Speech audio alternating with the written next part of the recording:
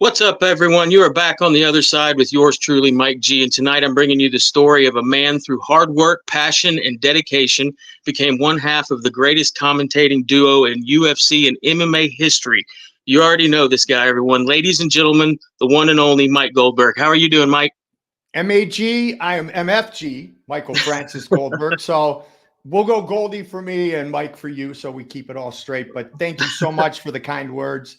Oh, no problem. Absolute pleasure to be on. I know that you're just getting fired up with your podcast. And when you reached out, you can tell everybody. I was like, yes, absolutely. People did it for me for many, many years, Mike. And I want to pass on the torch.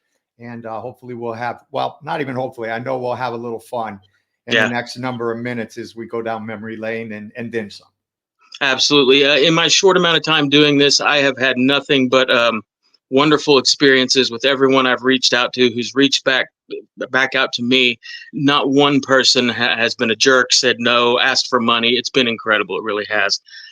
My first question, I like to find out where people start, because I feel like a lot of times in life where we end up really is determined by where we start. If you don't mind, could you talk about growing up, where you're from, family, that kind of thing? Charlie Hustle, born and raised in Cincinnati, went to high school on the west side of Cleveland, but diehard Reds fan. Pete Rose, my dad used to watch at Crosley Field back in 1963 when he was a rookie. I was 10 years old when the Big Red Machine was doing their thing, and mom and dad let me stay up, jump up and down on the bed.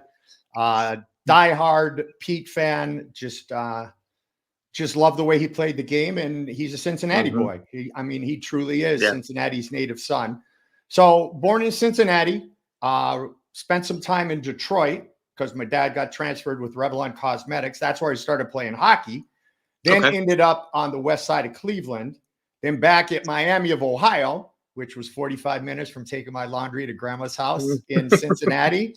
Diehard Reds fan, diehard Bengals fan. And that was passed on by my dad's passion and love for Pete and the Big Red Machine.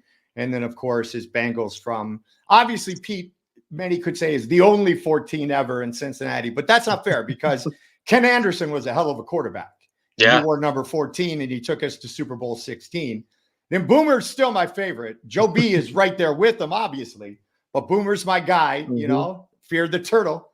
And and now hopefully after the 0-3 start, we'll get going. But I'm an Ohio boy. I'm a Buckeye, and I'm a hockey player, and very proud to have the hockey player DNA, Mike. Awesome. What came first for you, the love of combat sports or commentating? Commentating for sure. Commentating for sure. I don't even, well, I mean, let's just do the math. 1993 was the first ever UFC. Now, there were combat sports before that, needless to say. But I got involved first and foremost in the UFC in 1997. Prior to that, my first job was in Sarasota, Florida. I was there from 86 to 89 after I graduated from Miami of Ohio. I will digress in a moment to tell you a couple of great stories about Miami of Ohio and Cincinnati, especially as I represent Peter Edward Rose here today. This was a special St. Patrick's Day jersey, thus the green. And I won't lie, Mike, I was in absolute tears the last few days because I got to meet Pete in a lot of different ways, but more so I knew what Pete meant to my father, and my father passed 7 years ago. And it hit me, man. It hit me like a ton of bricks, and it still is. And I don't know if you saw my diatribe on Instagram where I broke it all down. But Pete's Charlie Hustle, and my t-shirt underneath here says Cincinnati invented hustle. Yeah. That's awesome. I'm definitely representing Pete. I was doing the 6 and 11 sports when I was in Sarasota. But when I was at Miami of Ohio, it was 45 minutes from Cincinnati. I interned at Channel 5 in Cincinnati, and then I was a weekend producer at Channel 5 in Cincinnati. Now, during that time, Pete was the player manager of the Cincinnati Reds. So the day he had the 2 hits at Wrigley Field was a Sunday. He wasn't supposed to play that Sunday. And because Pete, when he came back and was player manager, was only hitting from the left side then. He's switch hitter his whole career, but he felt like, all right, I'm better from the left side. I won't go in against lefty pitchers. Well, there was a lefty scheduled to start for the Cubs All of a sudden, they put a righty on the mound. So Pete puts himself in the lineup. Pete has 2 hits. I'm the only one, Mike, at the TV station that is at the editing bay watching the Cubs and the Reds, because the Bengals had a game. And so the rest of our staff was all on the sidelines watching the Bengals. I'm like, oh my God, he's going to break the record right here, right now. So that was my 4191. And then 4192, I had my dad there for the 3 or 4 days it took for Pete to finally get the hit at 8:01 p.m. on a 2-1 pitch from Eric Shaw, September 11th, 1985. Press conference afterwards, my dad comes down because I get him a credential, and they go, any questions? And I hear this, what's next, Pete? And Mike, I'm not kidding. I'm like, what the fuck? No, Dad. Needless to say, my sports director was a little angry with me. Now I just love that he did it. At the moment, I wasn't too happy. Sure. But Dad, you can't, like, they're not asking you. They might be asking Costas or somebody, what's, Pete, what's next? And Pete was beautiful. His answer was, we play the Padres again tomorrow. So there's Pete Rose in a nutshell. But got a lot of time with the Bengals and with the Reds before I went down to Sarasota, and then went to Sports Channel Chicago. I was the sideline reporter for the Bulls from 88 to 93. So I went through the 2 series against the Pistons when the bad boys beat up on Michael and the boys. Then Michael and the gang got the revenge, won the 3 straight titles. Michael went to play baseball. I went to ESPN, did a ton of hockey there, and met a guy named Bruce Connell. May he rest in peace, longtime producer of the UFC. You've watched enough to hear me say, Tonight's Show, produced by Bruce Connell. Brucey said, Goldie, got a gig for you. It's in Japan. You got to take a jiu-jitsu class. Didn't know that it was going to turn out to be what truly has defined my broadcast career. But I was a commentator and a broadcaster first. College football, college basketball, minor league baseball, sidelines for the Bulls. I was very blessed to do everything. And then all of a sudden I was talking about, at that time, just guys, but eventually guys and girls in their underwear fighting in a cage. That became my go-to. What a career. Yeah, that, in a nutshell. And I'm still talking about, now I'm talking about men and women fighting in a triangular cage with BYB, bare knuckle, in their underwear. So, a lot hasn't changed. You mentioned UFC Japan, 1997. Can you tell me, I couldn't remember everyone who was on that fight card until I looked it up today. That was a really, really impressive fight card. Can you share with us some of the fighters you remember from that card and what that experience was like as your introduction to UFC commentating? Well, first and foremost, it would be Randy Couture. And the reason it is Randy, and Randy is still a very dear friend. We're about the same age. I remember when he was still fighting, I said, are they inventing the Geritol division or something, Randy? Like, what's going on?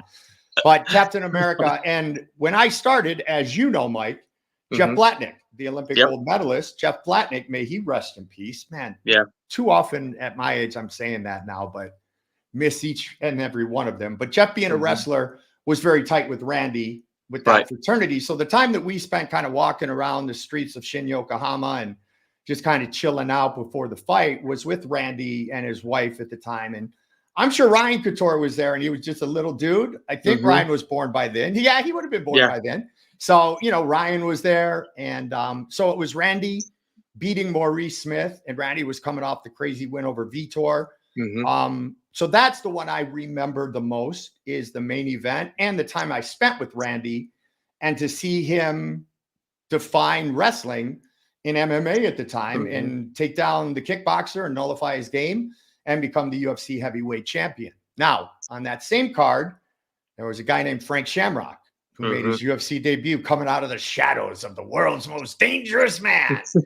And Kevin Jackson, good Big Ten guy, Michigan State, Olympic gold medal wrestler, got submitted by Frank Shamrock in about, I think, 19, 20, 21 seconds. It was all over. Let's just say it was all over just like that. So Frank burst on the scene. Sakuraba was on the card. But the two I remember the most, I would say 3, because I had a good relationship very quickly with Maurice as well. Mo was very easy to talk to. Really funny dude. Randy and Maurice in the main event, and the arrival of Frank Shamrock to the Ultimate Fighting Championship. And also the bar in Roppongi where all of Tank's buddies got in a fight, and Tank did the old like move his drink, get out of the way, and then come back because Tank was on that card as well. I can totally picture that. Oh yeah, oh yeah. He left his fighting for the Trigon. Oh, Yep. look at that Freudian slip. My owner of BYB would be so proud of me right now because I'm sure I've said Octagon on this show too many times. In the Octagon. There you go. That's hilarious. That Did wasn't you even know? on purpose. I'm going to send that to my boss. There you go. Did you know right away after that first event that the UFC was something you wanted to stick with? I knew that the people that I was working with, especially Brucey, Mm-hmm. they were my best of friends because we did ESPN hockey together, Mike, and we had done a lot of different things. We did CFL. That's when we had those couple of teams from the US that were in the CFL. David Archer, I want to say, was one of the guys like in Sacramento or something. So we did games on the Deuce, and I did a lot of them with Bruce. And Bruce and I became very tight very quickly. So, and most of the rest of the crew were guys from our hockey crews at ESPN. John Norton being one of them. John, both of his brothers played in the NHL. John was the number 2 producer at UFC forever, then the number 1 at Bellator. Now he's back to doing Dallas Stars games. John's awesome. But I wasn't sure what I was getting into with the MMA and the UFC and, you know, the Senator McCain stuff. I just knew that it was fun to be working with my buddies in different places and having a few cocktails after the show. I had no idea at the time that, you know, these billionaires named Frank and Lorenzo would buy it a few years later, basically take it off of life support and turn it into what it is today. And for me to be just honored and humbled to go on that ride with Joe, that ride will never be recreated in any sport. I really don't believe that. I'm trying to do it with Paulie Malignaggi and BYB because bare knuckle it's coming back and people love knockouts, but there's nothing like those days. And you've watched enough UFCs. Nothing like the days building up to where it is today and the stars that we had and just the barriers that we took down on a daily basis. And that was all due to Lorenzo's vision of global domination, bringing on Mark Ratner, so well respected with every commission in the US. Jeff Blatnick being part of the crew selling the sport as legit, as true athletes. Big John writing the unified rules of MMA. It was an amazing thing to see how we grew. And we no longer had shows in Kenner, Louisiana or Bay St. Louis, Mississippi, which was Dothan, Alabama. Yeah, you got it. Dothan. Yes, we did do that as well. You are right. That's right. What was the first event you worked with Joe, and how did he live up to maybe your expectations? Well, you know, it's funny because as a lot of, I guess many UFC fans know, Joe started as the celebrity behind the scenes in front of a basically UFC banner interviewing fighters. So when I got, this is going way back, Mike, when I got the VHS tapes from Bruce to study for Ultimate Japan, Joe had hair. Joe was sideburns. Sideburns. He was doing news radio then. Fear Factor hadn't even come along yet. News radio. Yep, news radio with Phil Hartman. May he rest in peace. Joe and Phil were very tight through the comedy world. Yeah. And so Joe was there. And so that's when I first saw Joe. When Joe started coming towards the commentary booth, I just knew that this was a cool ass dude who knew more than 99% of the people in the world, because Joe was a national champion in his youth days, in his teens, if you will, in Taekwondo, and was working his way to being a black belt in Brazilian Jiu-Jitsu. And his passion is, you know, undeniable for combat sports and for mixed martial arts. And we just hit it off right away. We hit it off right away because we both had a lot of energy, a lot of enthusiasm. I understood that, you know, I could be any quarterback in the NFL, but he was Randy Moss. He was T.O. He was the renegade, but I had to get him the ball. And we just had a dynamic that, you know, grew naturally and grew exponentially every show we had done. So I wouldn't say, Mike, I had any expectations or, you know, limits to what I thought Joe could do. Jeff was done. I worked with a guy named Jeff Osborne for a while. But once Joe and I got together, I remember it being really cool and really fun. And our bond just grew every single show, every single day from there. Yeah, you guys are definitely the standard, and I don't Thank believe you. anyone else will ever. Well, I can't say come close because there's some good ones, but There it'll never are. be the same. It'll never be the same. We were definitely blessed. You can't create chemistry, No. and people think you can. Joe really are best friends off the air. I mean, that's why Joe got out of his contract at Fox Yeah. a year early to go to ESPN and be with Troy on Monday nights. That at about $25 million a year, but still, he wanted to be with his buddy Troy Aikman. Right. You can't create the chemistry that Joe and I had. It was very natural. It was never forced. We didn't say, okay, I'm going to say this and you're going to pretend to get excited. It was just there. It was Yeah. just there, and it was always there. And Joe and I both cherished the chemistry that we had. So thank you for the kind words. Yeah, no problem. One of my favorite events in UFC history is UFC 33 Victory. That was the first event after 9/11. I would like to hear from you, having covered so many events, being there. What was different? I've been told that you could feel something in the air about it Oh, being special. From your standpoint, how is it different for you than maybe other events? well, I'll take it back to that unfortunate day, 9/11, 2001. Bruce and I were actually in Vegas for meetings with Dana and Lorenzo and James Wormy at the time, who was our executive producer. And I was literally boarding my plane to go home, as was Bruce. And all of a sudden, they said, no flights are going out. I didn't see the TV walking up. I didn't know what was going on.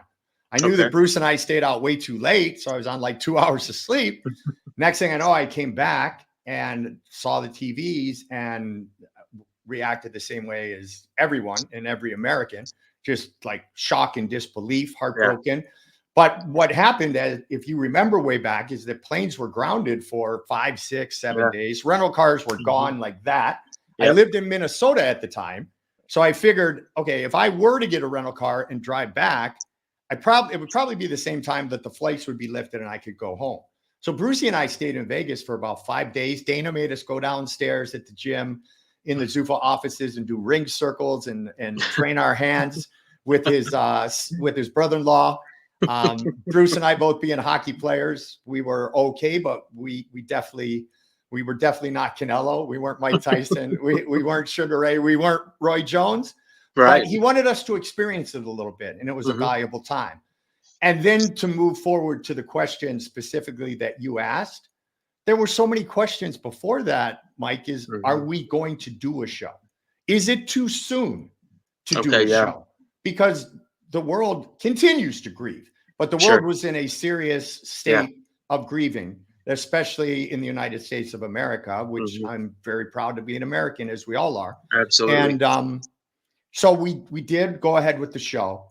And yeah, it was different. And it was different because we felt like something was becoming normal again in our world, but more so because Tito's walk-in was the most epic walk-in in the history of sports. The fireworks and the pyro, and then Yep. he's got the big American flag on his shoulder and he's waving it back and Hmm. forth. And I'm bawling, like I'm Yeah. crying as Tito walks in. I'm getting chills talking about it That's right now, awesome. Mike. So I don't even remember the fights. Like offhand right now to you, I remember Tito's walk-in. And Tito's Gotcha. walk-in was a salute to our country.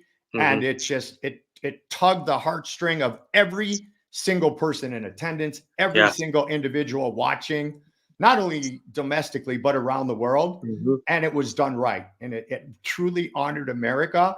And again, I watched a lot of walk-ins over the Yep. years, but that is the greatest walk-in in the history, maybe of sports, coming off such a Yeah. tragic day of 9/11, and then having Tito be such a true American Hmm. getting set to fight at UFC 33. Yeah. It was an awesome moment. Skipping ahead all the way to UFC 100. How special was that after starting out at UFC 15? A lot of people never thought there would be a UFC 100. How special was that for you as an employee and a fan? Amazing. Amazing. I mean, and by that time, we had already surprised ourselves and everybody else in the world by not being in Dothan, Alabama anymore, being in Yeah. London and being in Toronto in front of 80,000 people. But I'll take you back to UFC 91 for just a moment because we talked about Okay. Randy.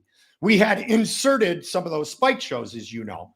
So from Ultimate Japan up until UFC 91, UFC 91 was my 100th UFC broadcast. And guess who's in the main event? Brock Lesnar and Randy Couture.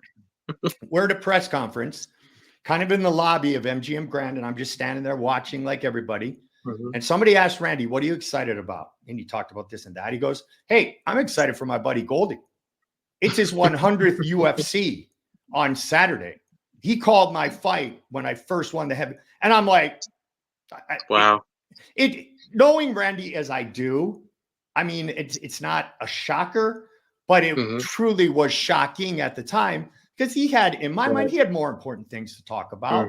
The fight with Brock, and that's the thing about Randy, which makes him truly Captain America and such a dear friend of mine, is the fact that he took that half a second and talked about what a momentous night it was for me with the UFC. And then fast forward to UFC 100, and we were still going strong. And it was amazing to hit that point. So we had 100, and then, maybe 6-8 months later, I had my 100th. 6-8 months later, we had the UFC pay-per-view numbered 100.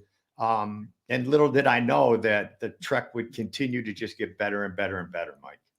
Yeah. What were the biggest positives that you've seen happen in the sport in your 20 plus years of covering it? People understanding martial arts and people understanding that fighters work as hard, if not harder, than any athlete in the world. Just hit the bag, hit the heavy bag for 60 seconds. Anybody right now who hasn't done it, you will be gassed. And I mean gassed. And then you combine wrestling. You combine Muay Thai and striking, jiu-jitsu. That's why it is mixed martial arts. And I think that the most pleasing thing to me, and a lot of it came with The Ultimate Fighter and going behind the scenes and showcasing what these athletes did to prepare themselves. That was the one thing that I really enjoyed watching. The world understanding that this wasn't the UFC of old under SEG. And the UFC of old under SEG was designed to be exactly what it was. I've said it many times. I don't believe the late Senator McCain was wrong when he said it was human cockfighting. A lot of people go, wait. I'm like, no, it was 2 men will enter the octagon. Only one will leave. But we had gone to such a place, Mike, with these athletes, and people appreciated the work they put in. Because if you're a mixed martial artist, you're hitting pads with 2 hands for about 45 minutes to an hour. Then you're throwing your 8 limbs into it. Then you still have to do strength and conditioning, plus wrestle, plus do some grappling and a little bit of jits and everything else that comes with it. Unbelievable training that these guys do to perform for us the way they do. And it was fun to also watch. And I always said that Rory McDonald was the first one because at 16 years old, Rory walked into a gym and he trained MMA. Before that, it was Randy the wrestler who was boxed in the Army and some smokers, but became a better boxer as time went on. Or it was the karate man, Lyoto Machida, who also had jiu-jitsu from his Brazilian ties that became good at other things as well. The change to when everybody was a mixed martial artist, there's always going to be a discipline that's going to be their go-to. But, here's the perfect example. People forget that Chuck's biggest key to his success in the octagon was his wrestling. Brawl and sprawl. You couldn't take Chuck down. And if you had to stand, you were going to get your ass knocked out. And so it really was Chuck's wrestling from his days at Cal Poly and before that allowed him to keep the fights standing and then knock people out. And that's what Joe always said. He always said wrestling was the best discipline because you could dictate where the fight takes place. So that's what I really enjoyed is seeing these athletes get the credit for the hard work that they put in that they truly deserved. Absolutely. That Chuck Liddell wrestling in reverse. Yep. Wrestling in reverse. Exactly. Wrestling in reverse. Sprawl and brawl. I think I said brawl and sprawl, but it was sprawl and brawl. Same. And, either way, the brawl was coming at you. Maybe it was brawl, sprawl, brawl, because the fight started on its feet. It's like fight started on its feet. So I'm going to go with that. We'll go with that because we have the same initials. There we go. Do you have a favorite event or moment from your UFC career? Yeah, of course I do. And but there's a lot. There's a lot. One of my favorites was UFC 199. And I love Luke Rockhold. But here's Michael Bisping, winner of season 3 of The Ultimate Fighter, where they had to close caption English because he had such a Scouse accent. Michael, on his I think it was his 23rd UFC fight, finally gets a title shot. And the only reason he did is because the original opponent got hurt. Michael takes it on short notice, and he knocks him out the night after Muhammad Ali had passed, and Kevin Casey, Muhammad Ali's son-in-law, was also on that card at the Fabulous Forum in Inglewood, California. So that is one that I'll never forget. Just the shock and disbelief. The 80,000 in Toronto, looking around Sky Dome, which I had done baseball in, which I had done CFL in. I've been in Toronto many times for hockey. Right. That was one that will always stick out and always be memorable. And then it comes down to the great fights. Like, you know, I saw something on social yesterday with a bunch of my all-overs, like when Gabriel Gonzaga crow-copped Crow Cop. Yeah. It was like, it was crazy, crazy. Yeah. Hard to believe. Hard to believe. Hard to believe. Matt Serra, George St. Pierre, Dan Henderson with the H-bomb, and then, you know, a little WWE after that coming down on Michael Bisping because there was so much tension on the show. Rampage and Rashad. Like, so many different things were so special to me. But at the time, too, the shows in the UK and the shows in Ireland were ones that really stick out. Because we all love fighting. It's in our DNA, but they seem to love it just a little bit more, or they drink a little bit more, or they fight themselves a little bit more. But, all of the above. All of the above, exactly. I mean, they're singing in the crowd.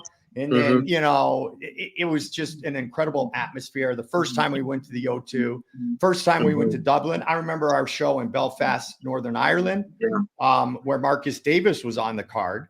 And he had to change his nickname for that fight to the Celtic Warrior, because being the Irish hand grenade, not a good nickname to have in Belfast. You know, you can't be the Irish hand grenade.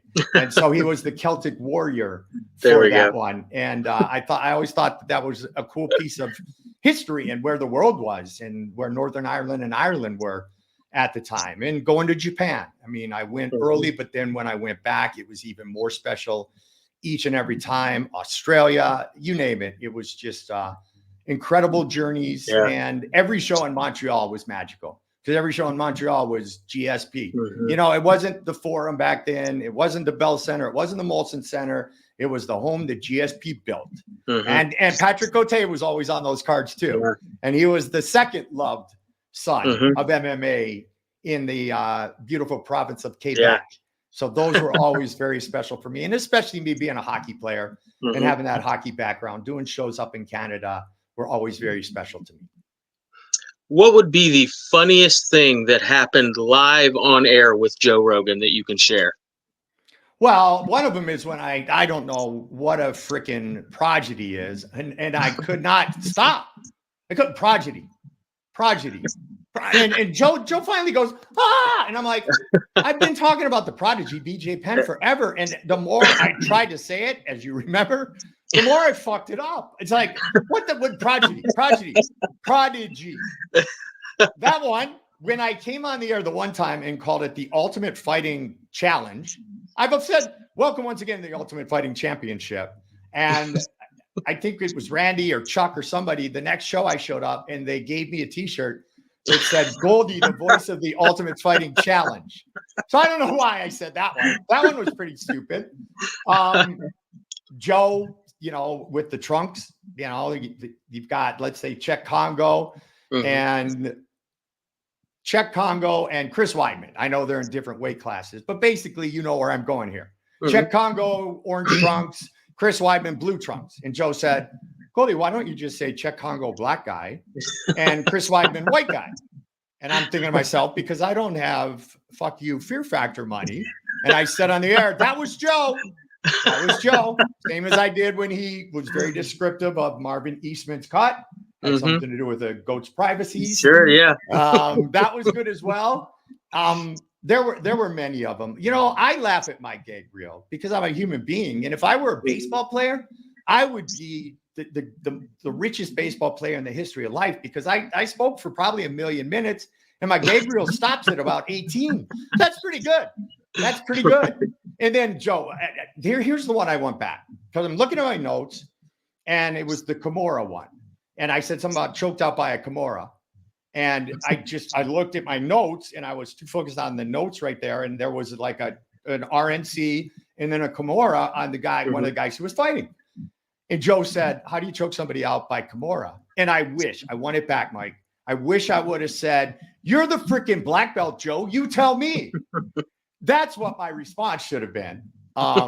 So it was good. And then, I mean, when we'd be talking about Joe's comedy specials, and I'm like, Joe's like, I was like, Joe, you're a very funny guy.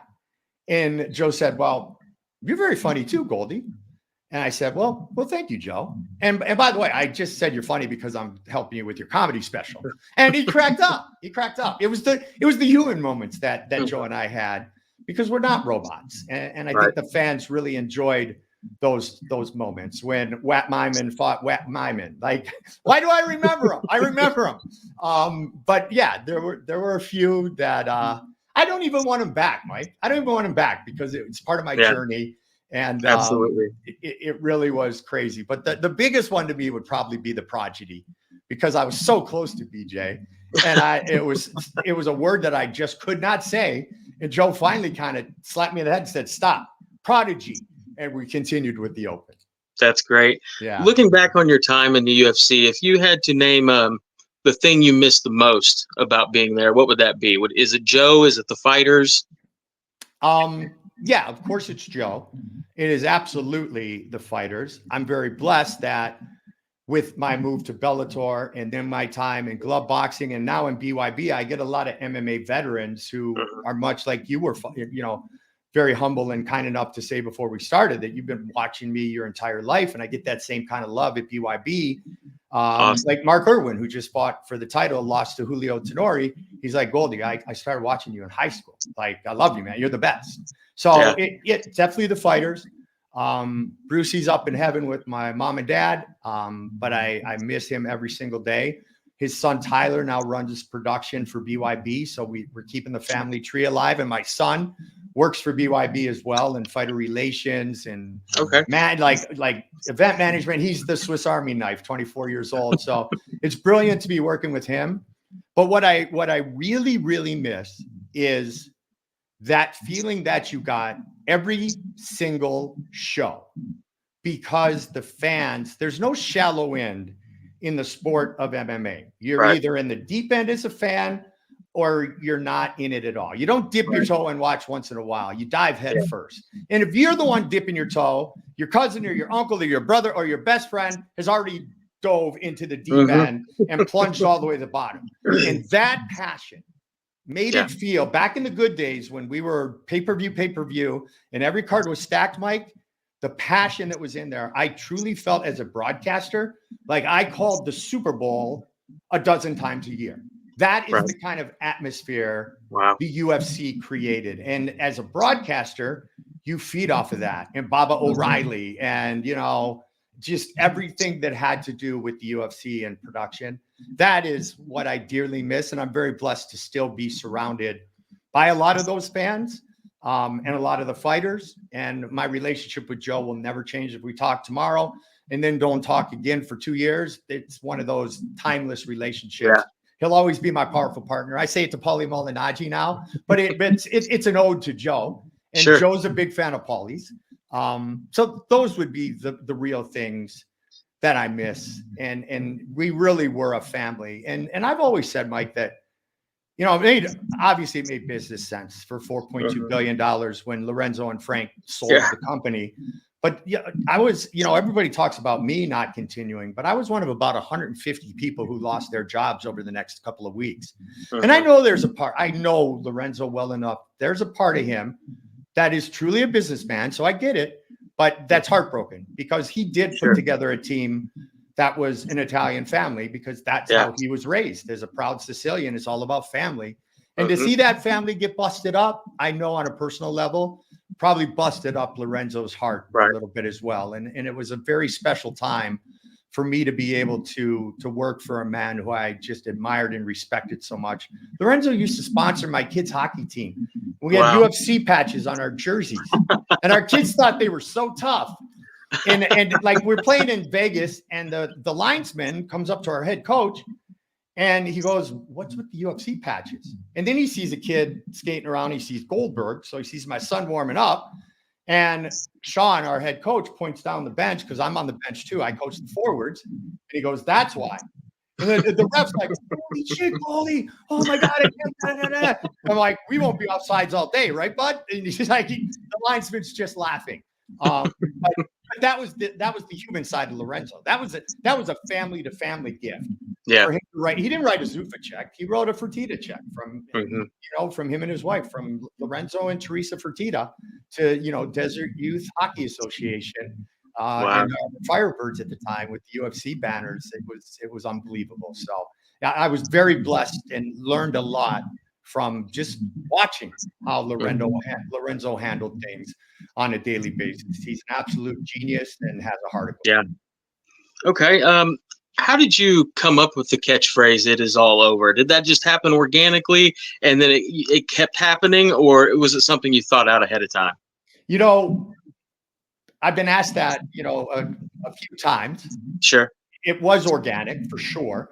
And I remember when I first started doing hockey at the network level, and my broadcast hero is Bill Clement, and Thorne and Clement were the #1 team on ESPN doing hockey for a long time. And Billy C took me under his wing. And Billy C was my hero. He was a Flyer, and the Flyers were my team growing up. Now it's the Sharks because I'm on the West Coast, and Joe Thornton. But I wore number 16 for Bobby Clark. My brother wore number 16. My son wore number 16. If you ever find my debit card, try 1616 and it's all yours. I'm just telling you straight out. People are going to try to steal my debit card now, so I'll probably change it. But it just was something that happened organically. But when I was at ESPN and getting started, I tried to take a little of Pat Foley from the Blackhawks, a little bit of Gary Thorne, a little bit of Mike Emmerich, and one show ended, and Billy said, "You're never going to broadcast like that again, are you?" And I'm like, and it wasn't like he was saying it was bad. He was just saying, let Pat Foley be Pat Foley. Let Gary Thorne be Gary Thorne. Okay. Let Mike Emmerich be Mike Emmerich. You be Mike Goldberg. I was Spiker back then, but because I had spiky hair. But you be Goldie. You be Spiker. Take from them. Take a little bit from them. Take a little bit from Nance and Costas and Musburger. But at the end of the day, make it yours. So the reason I bring that up is I was trying to force a few lines back then, and I learned not to do it. Okay. And then in one of the exciting finishes, it was like, "It is all over."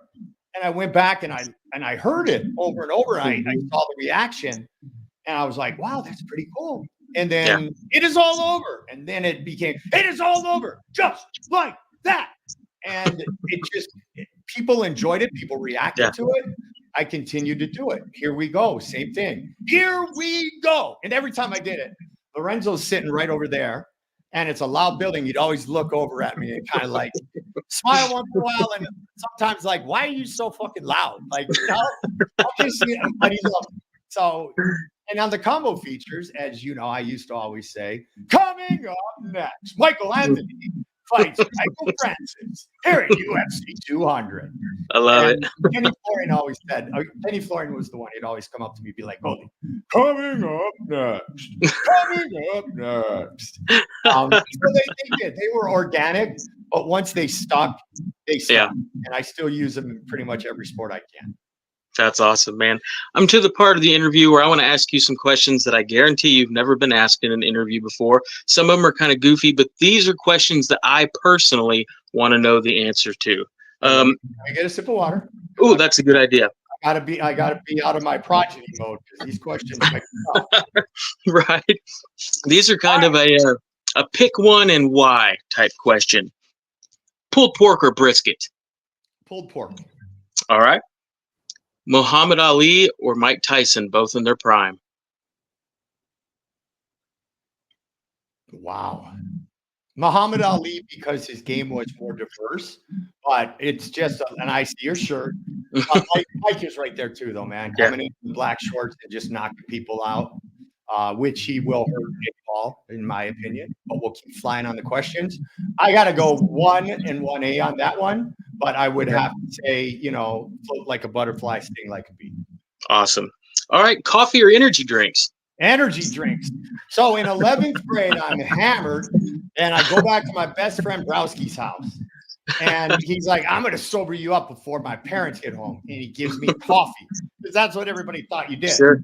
I puked my guts out. I have not had a coffee since 11th grade.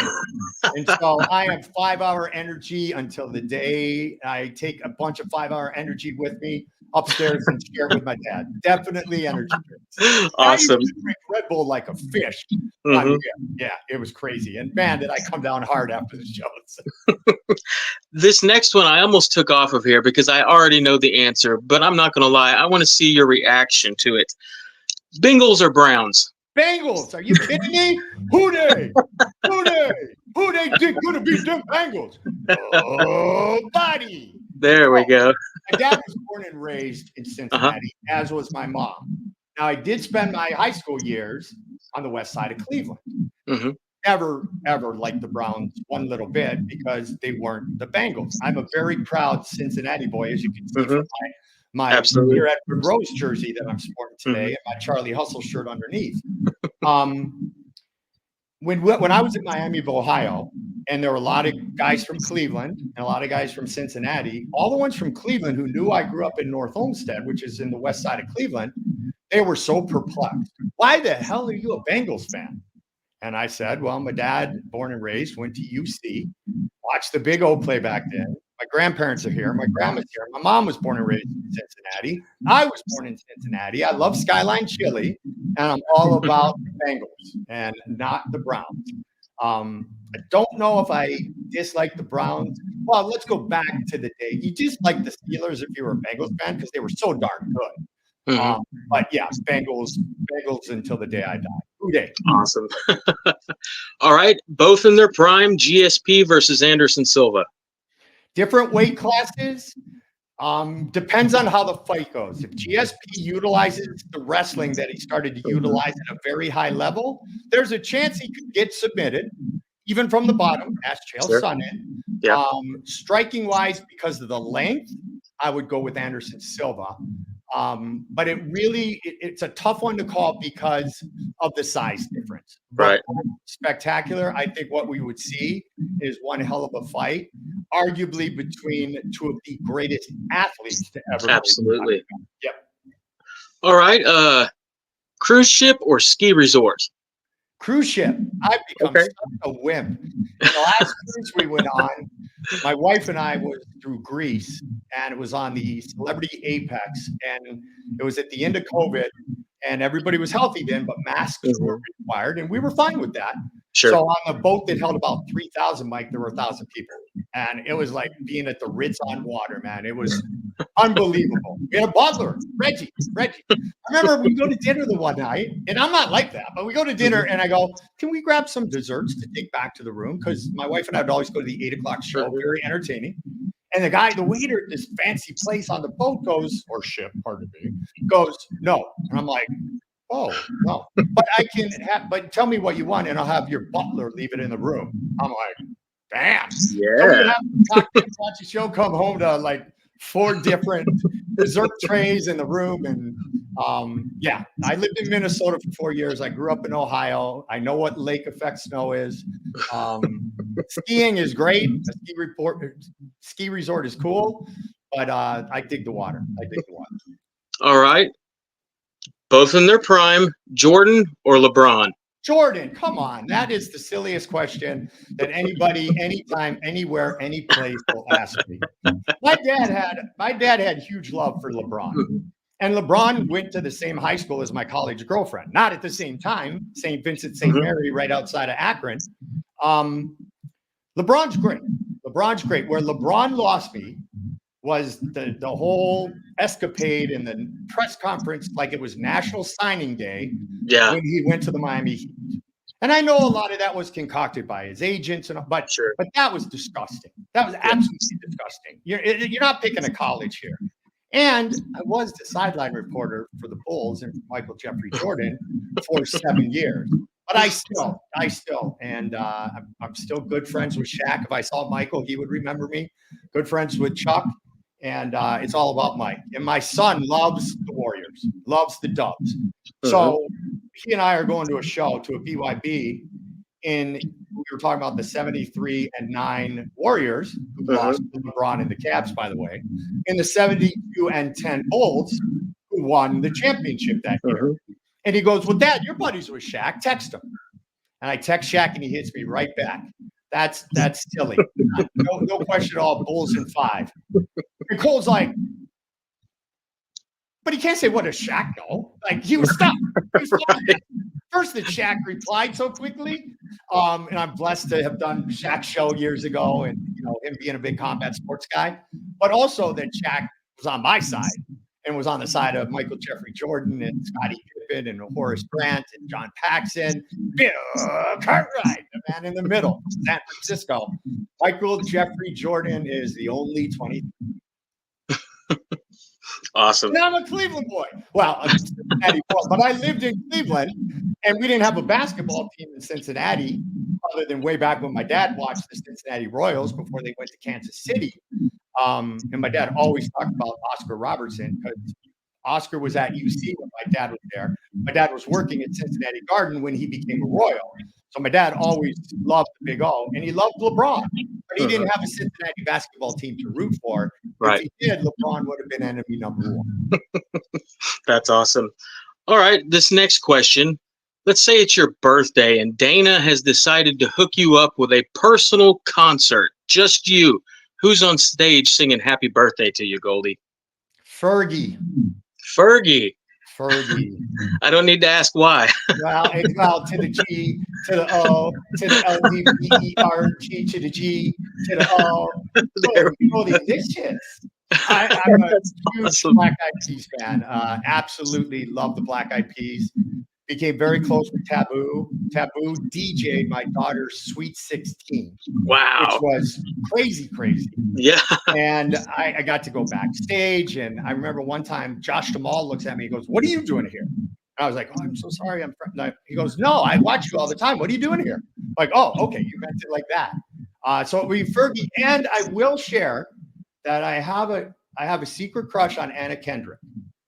And I Pitch Perfect, whatever it is. It's not secret anymore, Mike. It is correct. It is not. So if Anna Kendrick, because Fergie Ferg wasn't available, if Anna Kendrick sang it, I would be okay with that as well. Definitely be okay with that. Or Gwen Stefani. But see, look at me. I'm going old school. I think of Gwen Stefani. I think of No Doubt. Me too. I go BEP. I don't think of her solo albums, which the Black Eyed Peas were a big part of, but. Yeah, that would be the one. It would be Fergie first, though, just because I was such a fan of not just obviously she's beautiful, but the way that she could rap and the way that she danced and her stage presence, which is what I do for a living. Her stage presence is second to none, as all the Peas are. And I just was really a huge Fergie fan because I was a really big Black Eyed Peas fan. Awesome. In addition to BKB, what else do you have going on in your life these days? So BYB. Excuse me. No, but come on, Mike. You teed me up. About 6-7 months ago, BYB purchased BKB. So BKB is the biggest bare knuckle organization in the UK. BYB continues to grow, and I'm an Ohio guy, so I love my Buckeyes, and I don't like that team up north. And I would say the other group that Connor has some ownership in is that team up north. So I'm with BYB and Donna's group and Mike Vasquez. We just purchased BKB. I leave tomorrow to go to Spain with my wife for her work, and we go right to Leeds to do a bare knuckle event. in Leeds in the UK, about 45 minutes out of Manchester. And it's because of our purchase of BKB. And so I get to see all those crazies again. I can't wait. So BYB is where my heart and soul is. I did Pro Box TV for 2.5 years. I'd love to do some more glove boxing.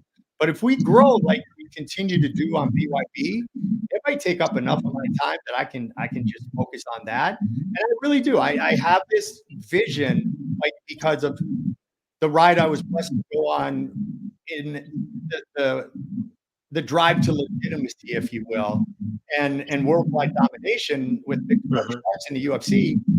I really am fired up to replicate that again. Not just for myself, for the people, everybody, all the great people. We are truly a family there at BYB, and I would love for some of them who didn't be more blessed like I was to go on a journey like that in combat sports to see this journey develop. And I think with BKB becoming our property, very good chance. So BYB keeps me very busy. I love talking to people like yourself, and I all of a sudden I'm Mr. Fix It. I don't even need a honey-do list. It's a me in the morning, and I just get started. My wife stays out of the way because she's like, "All right, he's on a roll right now. He's not going to stop him. Let him do it." That's awesome. What is the best way for fans and friends of yours to keep up with you and what you have going on? Goldie on TV. Goldie on TV is my handle. Like Breaker19 is my handle on Twitter. Also on Instagram. I started doing a little TikTok. I probably should do more because I am a funny guy. Remember, Joe did tell me I'm a funny guy. But I haven't. But Goldie on TV is the best place to find me, and I get fans that still give me love. My last UFC was Ronda and Amanda Nunes in December 2016, and we're going on 8 years later. And I still get love from the fans, and trust me, I don't take any single inch of a compliment or praise or thankfulness lightly. It means the world to me, because at the end of the day, I always said it's BFF. I do it for the fighters, and I do it for the fans. Yeah. So hit me up, and I'll hit you right back. That's awesome. I don't have any more questions, Mike. So if you don't have any more questions, I suppose that this edition of the podcast, which I was so blessed to do with you, is all over. That's awesome, man. I appreciate that. Thank you so much. We see you right back here in the Trigon. Awesome. Thank you so much for coming on the channel tonight. I'm always so grateful when people like yourself take time out of your day to talk to regular guys with a little YouTube channel. I'll get this uploaded. I'll send it over to you. For any reason you don't like it, let me know. I'll take it down. No, you did a great job, and it was a lot of fun. That's what podcasts should be. They should be a lot of fun. And, awesome. Just like they said on September 11th, 1985, Pete, this bud's for you. Peter Edward Rose, may he rest in peace. And I look forward to staying in touch, Mike. Thank you for the time. All right. Thank you. Have a good one, Mike. See you, bud.